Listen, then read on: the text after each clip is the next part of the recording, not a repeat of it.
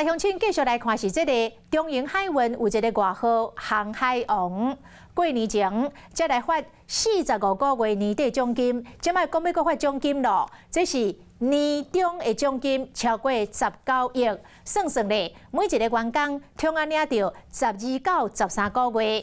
啊，另外一个航海王阳明海运奖金嘛真惊人哦，每一个员工通安领134万，若是以月俸5万块来计算，等于是领超过26个月薪水。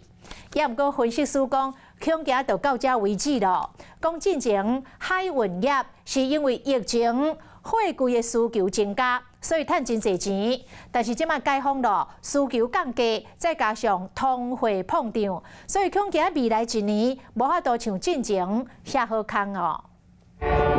水雷啊声响起，船只起行。航空做是航海王的中营海运，去年年尾开出着45个月奖金，如今又搁传出着发奖金的消息，让真侪人拢真心酸。以不变的初心，航向未来无限可能。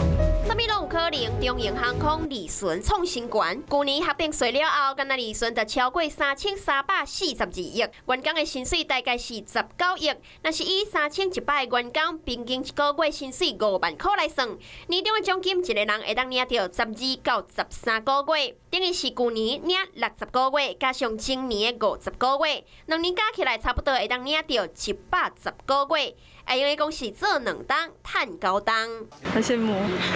我觉得发2-3个月就很不错了。还好，为什么？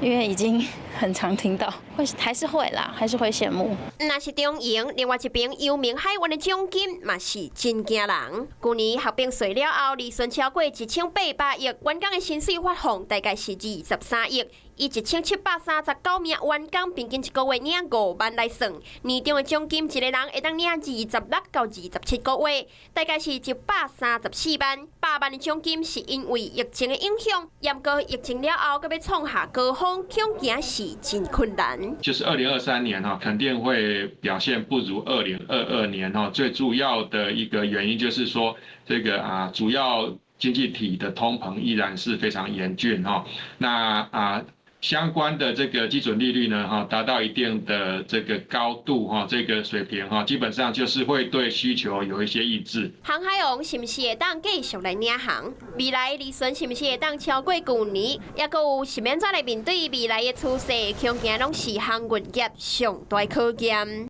有事没事赶紧转开华视，还没有订阅华视的 YouTube 频道吗？赶紧按赞、订阅、开启小铃铛，我们华视 YouTube 见。